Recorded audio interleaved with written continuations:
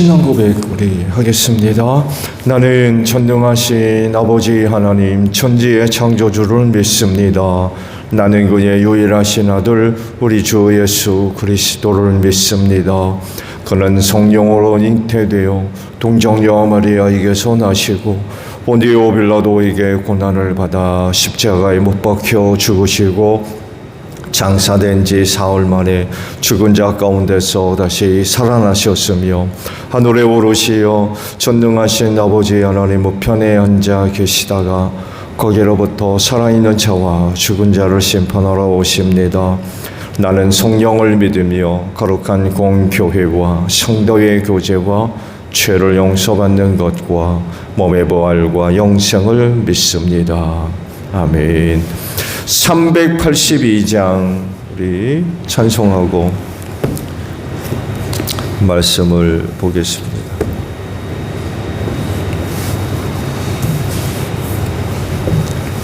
(382장이에요)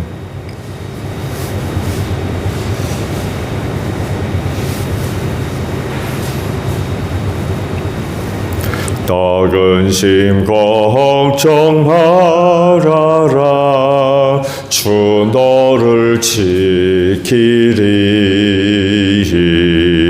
주 날개 밑에 거하라 주 너를 지키리 주 너를 지키리 아무 때나 어디서나 주 너를 지키리 늘 지켜주시리 어려워 낙심될 때에 주 너를 지키리 위험한 일을 당할 때 주 너를 지키리 주 너를 지키리 아무 때나 어디서나 주 너를 지키리 늘 지켜주시리 너쓸 것 미리 하시고 주 너를 지키리 구하는 것을 주시며 주 너를 지키리 주 너를 지키리 아무 때나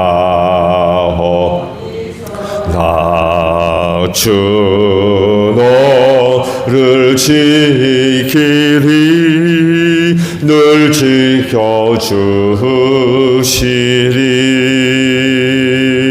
어려운 시험 당해도 주 너를 지키리 구주의 품에 거하라 주 너를 지키리 주 너를 지키리 아무 때나 어디서나 주 너를 지키리 늘 지켜주시리 아멘. 말씀을 봅니다. 요한복음 19장이에요 1절에서 13절까지 말씀을 저와 교독을 하겠습니다. 요한복음 19장 1절로 13절이에요. 그때 빌라도는 예수를 데려다가 채찍으로 쳤다.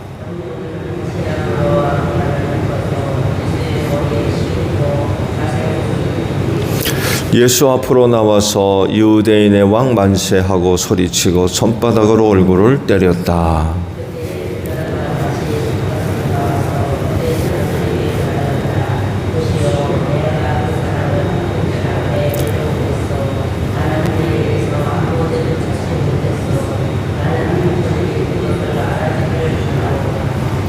예수가 가시관을 쓰시고 자색 옷을 입으신 채로 나오시니 빌라도가 그들에게 보시오 이 사람이요 하고 말하였다.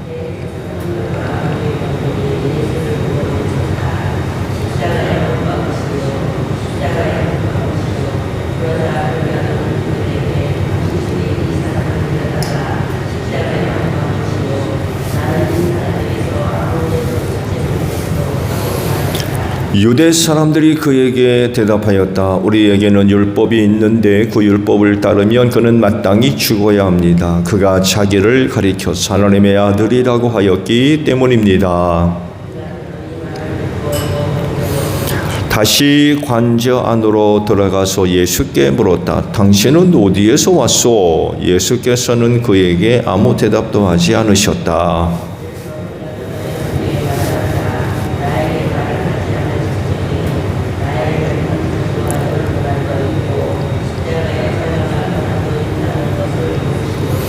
예수께서 대답하셨다. 위에서 주지 않으셨더라면 당신에게는 나를 어찌할 아무런 고난도 없을 것이요. 그러므로 나를 당신에게 넘겨준 사람의 죄는 더 크다 할 것이요.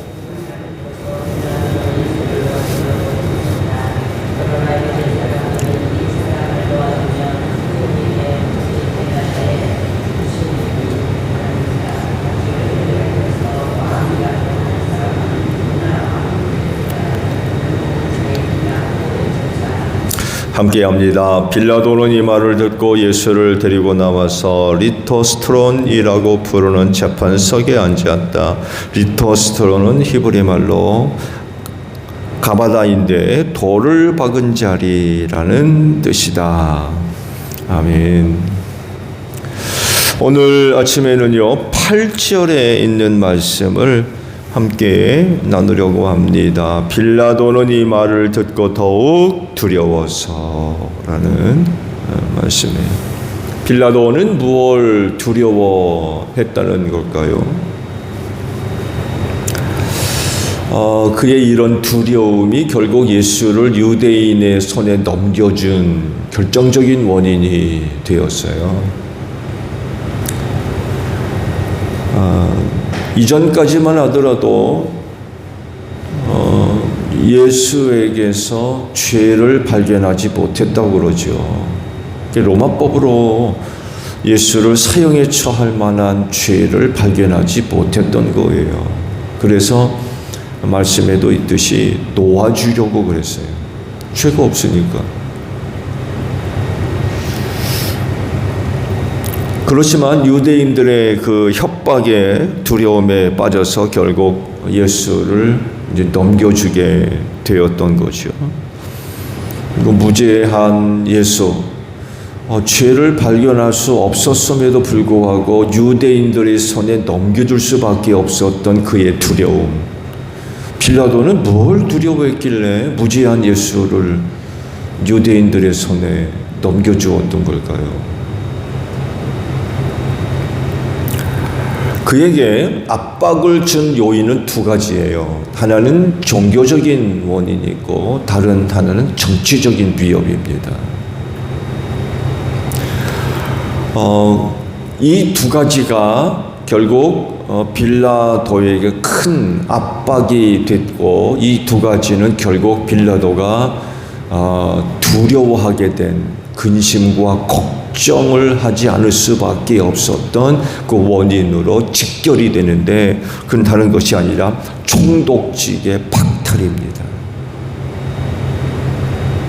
이걸 두려워했어요. 왜 그랬을까요? 그에게 압박이 되었던 그 두 가지가 있다고 말씀을 드렸죠. 그중 한 가지가 정치적인 협박, 위협입니다. 유대인들이 예수님을 고발할 때에 죄명이 뭐예요? 유대인의 왕이라고 하는 죄명을 씌워서 로마법에 고발을 했던 거죠. 유대법, 즉 정교법으로는 예수가 자기를 가리켜 하나님의 아들이라고 해서 죽어야 된다는 거죠. 이게 이제 정교법인 위협이 됐는데, 로마의 정책에 의해서는 이런 문제에 관여를 하지를 않았어요. 그래서 빌라도가 그러잖아요. 데려다가 너희들 마음대로 해라. 그걸 왜 나한테 데리고 왔느냐? 그랬던 거예요. 그러니까 빌라도가 처음 예수를 만났을 때에 느꼈던 건 뭐냐면, 이들이 지금 예수를 데리고 와서 고발을 했지만 이게 정치법이 아닌 종교법으로 이 사람을 나한테 데리고 왔구나, 이렇게 이제 느꼈던 거죠. 그리고 어제도 말씀을 드린 대로 빌라도는 예수에 대해서 익히 잘 알고 있었어요. 예, 감시자들을 사회 곳곳으로 풀어놓고 그들을 통해서 유대 전반적인 그런 이야기들을 전부 듣고 있었거든요. 당연히 그 예수의 활동, 그가 누군지에 관해서, 또 유대 사회는 예수에 대해서 어떤 반응들을 보이고 있고, 심지어는 예수가 어디 다니고 있는지 낱낱이 다 보고를 듣고 알고 있었던 거죠.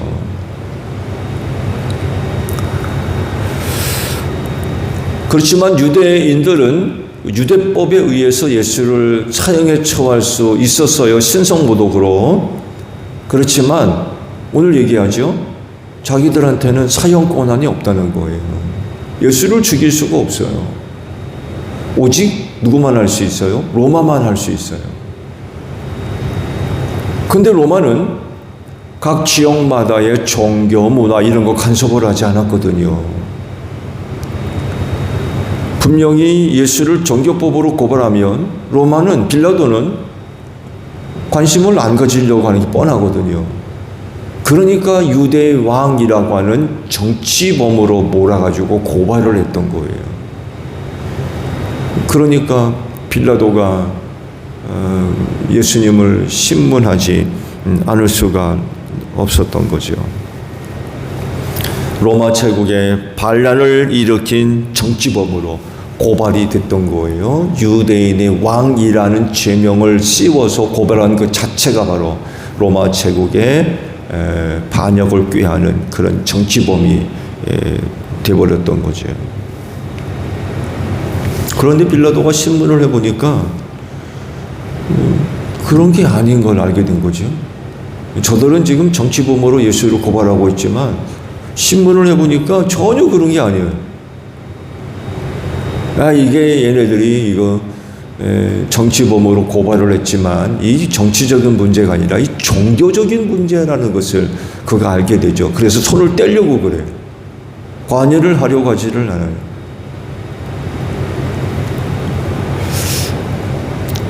그렇지만 유대인들이 이런 주장을 펼치죠. 자기들에게는 황제 이외엔 다른 왕이 없다는 거예요. 그러면 유대인의 왕으로 고발된 예수는 누구란 얘기예요?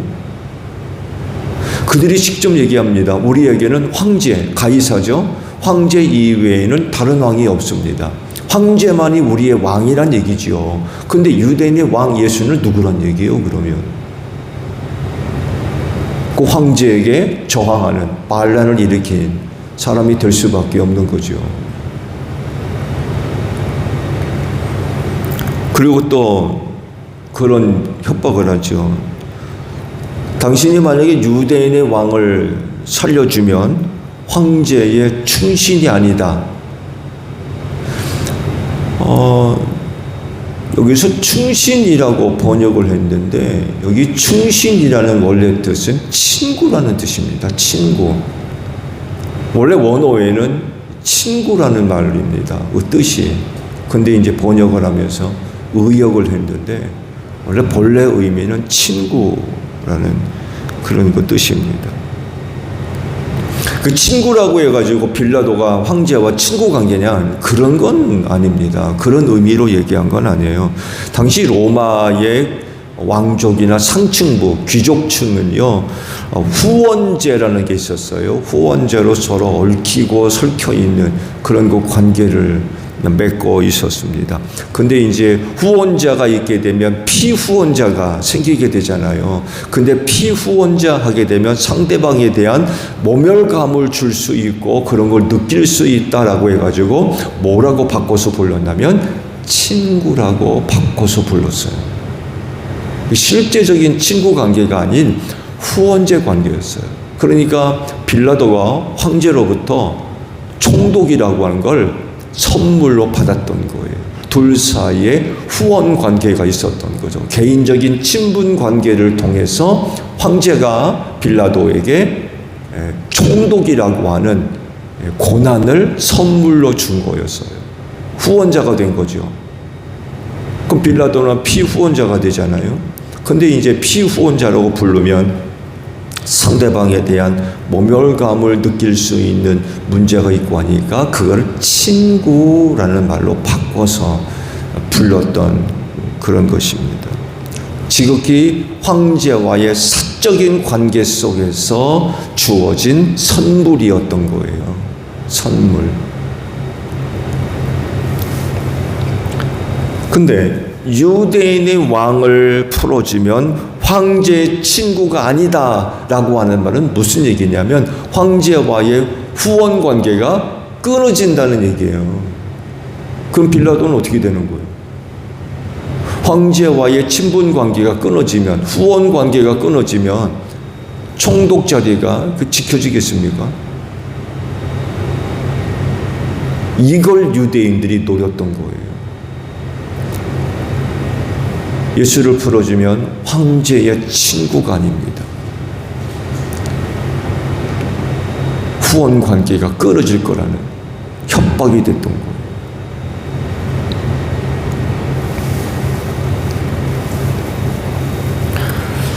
그런 이제 정치적으로 우리에게는 황제 이외에는 다른 왕이 없습니다 라고 주장하게 되면 유대인의 왕 예수는 반란자가 되는데 그 반란자를 풀어주면 빌라도는 어떻게 되는 거예요? 황제에게 반란을 벌이는 이런 사람이 될 수밖에 없는 거예요. 그러니 정치적으로 얼마나 압박이 되겠습니까? 그리고 로마로 돌아가야 돼요. 거기 그렇게 유대에 붙박이로 살 사람이 아니라는 거예요. 근데 보세요. 자기가 다스리던 지역에서 질서가 안 잡히고 반란이 일어나고 혼란이 일어나고 이런 일들이 로마로 들어가게 되면 어떻게 되겠습니까? 좋지 않은 소식이 로마로 들어가게 되면 곤란하거든요. 그래서 어떻게든 자기가 다스리고 있는 지역의 질서와 안정을 세워야 할 그런 그 책임이 있는 거죠. 이 자칫 잘못했다가는 참 난처한 일이 발생할 수 있었던 거예요. 그러니까 이런 그 정치적인 압박은 빌라도에게 아주 큰 부담이 될 수밖에 없었던 거예요. 그리고 실제적으로 유대에서 그런 일들이 벌어졌어요.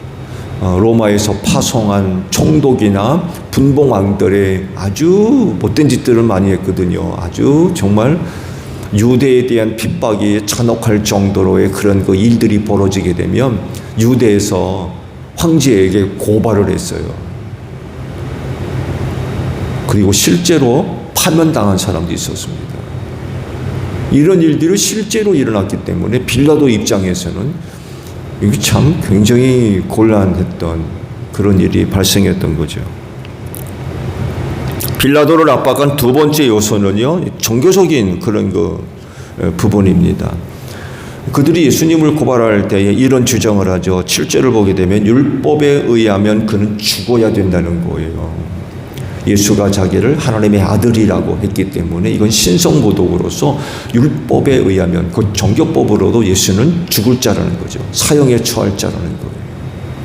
그런데 율법상 사형에 해당되는 사람을 놓아주면 어떻게 되겠어요?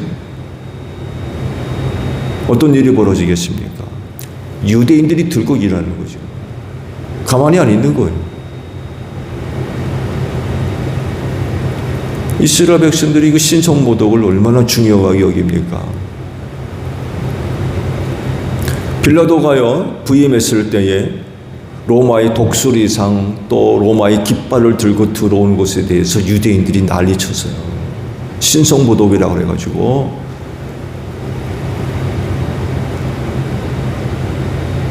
심지어는요, 많은 사람들이 자기 목을 내밀고 내 목을 치라고.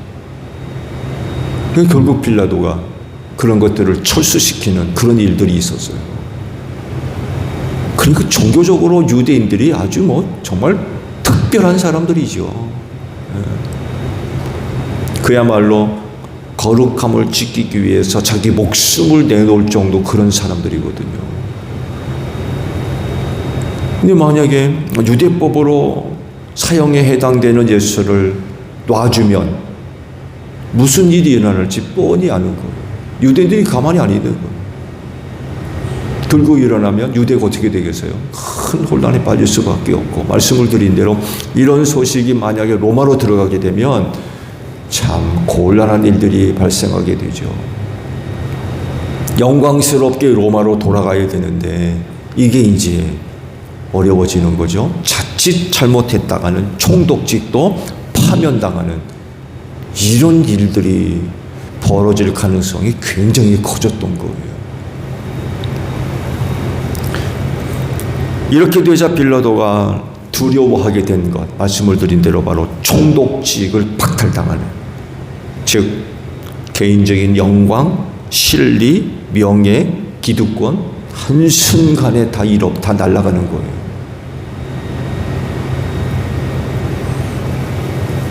이게 두려웠던 거죠. 분명히 예수는 무죄해요. 로마법에 의해서 사형에 처할 만한 죄가 없다는 걸 알아요. 그럼에도 불구하고 개인적인 그런 문제들, 이런 것들이 터지니까 이게 이제 무서웠던 거예요. 그냥 뒀다간 자기에게 큰 해가 될 수 있다는 것, 이게 이제 걱정이 됐던 거죠.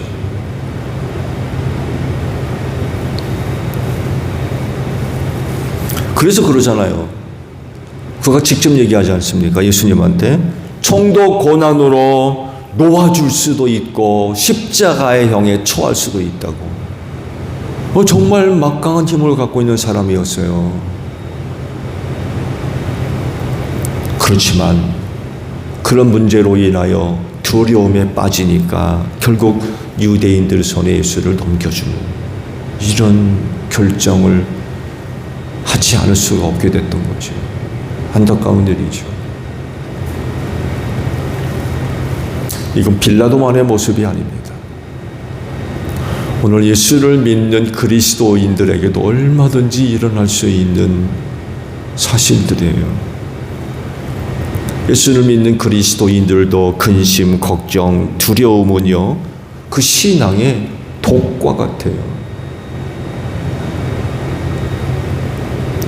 그런 것들을 그냥 방치해둬서 독이 퍼지게 되면 그 신앙은 사망할 수밖에 없어요. 그 신앙으로 인하여서 세워졌던 가치, 신념, 생활 다 무너지는 거예요.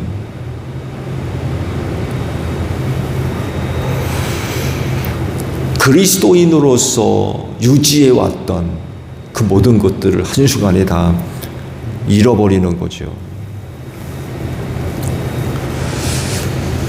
그래서 그리스도인으로서 가지고 있는 근심, 걱정, 두려움, 이런 거 잘 다스려야 됩니다. 방치해 두면 안 돼요. 그거 잘 해결해야 됩니다. 어떻게? 이 독과 같은, 신앙에 있어서 독과 같은 이런 그 근심, 걱정, 두려움의 문제들을 어떻게 다스릴 거냐? 예수님을 의지하는 수밖에 없어요. 왜냐하면 그분이 주신 약속 때문에 그래요. 그러시잖아요. 수고하고 무거운 짐진 자들아, 다 내게로 오라. 내가 너희를 쉬게 하겠다. 내가 너희에게 평안을 준다.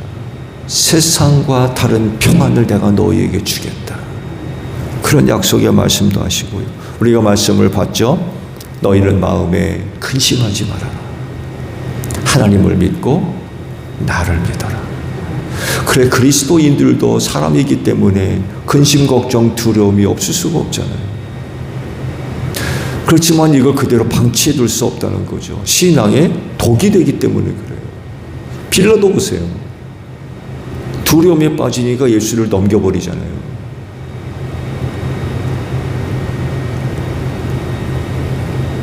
예수를 믿는다지만 이런 문제들을 우리가 잘 다스리지 못하면 예수 넘겨버릴 수 있습니다.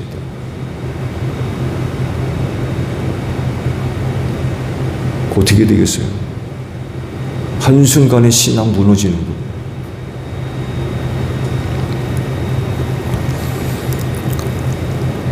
그리스도인으로서 근심과 걱정과 그 두려움을 넘어설 때에 하늘나라가 보이게 될 줄로 믿습니다. 스데반 집사가 그랬잖아요. 하늘이 열리고 하나님 보좌 우편에 인자가 서 계신 것을 내가 본다. 죽음이라고 하는 공포, 두려움을 넘어설 때 하늘나라를 보게 됐어요. 오늘 여러분들에게는 근심, 걱정, 두려움이 뭐가 있습니까? 예수를 믿는 믿음 안에서 잘 해결하시기를 바랍니다. 잘 다스리셔야 돼요.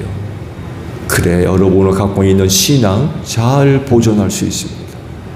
그렇지 않으면 신앙 뒤로 넘겨버린다니까요. 오늘 이른 아침에 오셨는데 여러분을 근심하게 하고 걱정하게 하고 두려워하는 문제들 주께 맡기고 평안함을 얻는 여러분들이 되시기를 바랍니다. 주기도문 합니다.